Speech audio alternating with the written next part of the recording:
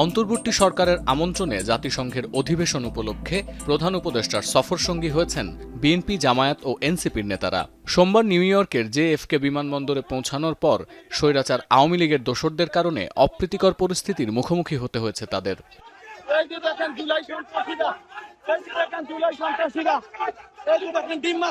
বিক্ষোভের এক পর্যায়ে গাড়ির সামনে শুয়ে পড়েন কেউ কেউ।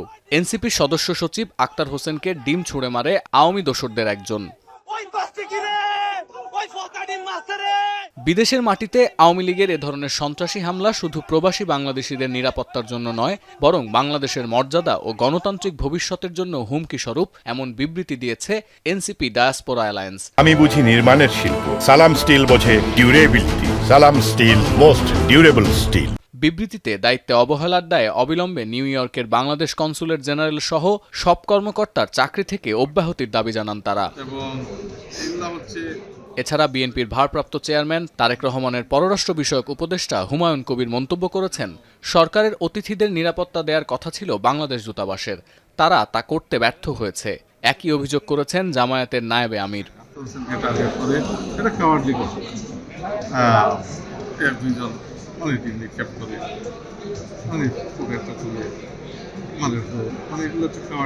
আমরা দুইটা বড় দলের প্রতিনিধি আসছি, এনসিপি সহ। কোঅর্ডিনেশন থাকলে আমরা সব একসাথে আসলে আওয়ামী লীগের এখানে কারোর সাধ্য ছিল না এটার ধারে কাছে আসার জন্য। পরে হোটেলের সামনে এনসিপি সদস্য সচিব আক্তার হোসেন ইনকিলাব জিন্দাবাদ স্লোগান দেন। বলেন, হাসিনার গুলিতেও তারা পিছু হটেনি, সামান্য ঘটনায় তাদের মনোবল ভাঙা যাবে না। এনসিপি নেতা এ সময় আওয়ামী লীগ নেতাকর্মী ও সমর্থকদের বিচার দাবি করেন। আওয়ামী লীগ যে জন্মগতভাবে এবং প্রকৃতিগতভাবে সন্ত্রাসী সংগঠন, তারা সন্ত্রাস করবে। তারা বাংলাদেশের মানুষ, যারা স্বাধীনতাকামী আছে, বাংলাদেশপন্থী মানুষেরা আছেন, যারা জুলাই অভ্যুত্থানের পক্ষে শক্তি আছেন, তাদের উপরে তারা হামলে পড়বে। এটাতে আমরা আর অবাক হই না।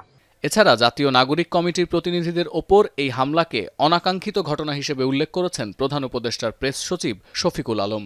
আমি একটু আগে এই বিষয়ে আমাদের অবস্থা বললাম যে এটা একটা অনাকাঙ্ক্ষিত ঘটনা, এবং সেটা নিয়ে আমাদের ফরেন মিনিস্ট্রি, আমাদের এখানে নিউ ইয়র্কের আমাদের যে কনসুলেট অফিস এবং আমাদের পার্মানেন্ট মিশন, এরা এটা দেখছেন। পরে ডিম ছোড়ার দায়ে মিজান নামের ওই ব্যক্তিকে আটক করে নিউ ইয়র্ক পুলিশ। সতীর্থ কর্মকার, এখন বিশ্ব।